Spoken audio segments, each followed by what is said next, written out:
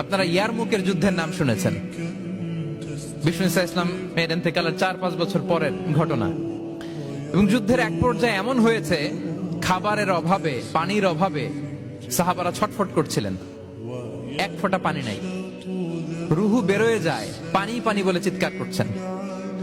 তৃষ্ণায় যখন কাতর, ওই সাহাবীর কাছে পানি নিয়ে আসা হলো, মশক দিয়ে পানি নিয়ে আসা হলো, সামান্য কিছু পানি যে নেন।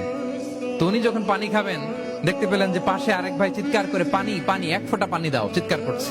ওই সাহাবী বলতেছেন, আমার দরকার নেই, আমার ভাইকে নিয়ে আগে দাও, আমি পরে খাবো। আল্লাহ। ওই দ্বিতীয় সাহাবীর কাছে যাওয়া হলো এই মশক নিয়ে, যে আপনি একটু পানি খেয়ে তার হৃদয়টাকে শান্ত করেন, ঠান্ডা করেন। তিনি যখন পানি মুখে নিতে যাবেন, পাশে আরেক ভাই চিৎকার করছে, পানি পানি, এক ফোঁটা পানি দাও। ওই সাহাবী বললেন, আমাকে না, আমার ভাইকে দাও, আমার আগে আমার ভাইকে দাও। ওই সাহাবার কাছে নিয়ে যাওয়া হলো যে আপনি আগে খান। ওই সাহাবীর কাছে পানির মশক নিয়ে যেতে যেতেই উনি শহীদ হয়ে গেলেন। আবার মশক নিয়ে দ্বিতীয় সাহাবীর কাছে আসতে না আসতে দ্বিতীয় সাহাবীও শহীদ হয়ে গেলেন। প্রথম যিনি চিৎকার করছিলেন তার কাছে আবার মশক নিয়ে যেতে না যেতে তিনিও শহীদ হয়ে গেলেন। সুবহানাল্লাহ পড়বেন না?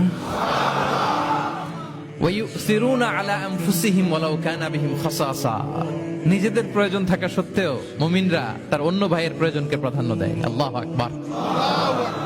এই হচ্ছে আমাদের ভ্রাতৃত্বের দৃষ্টান্ত।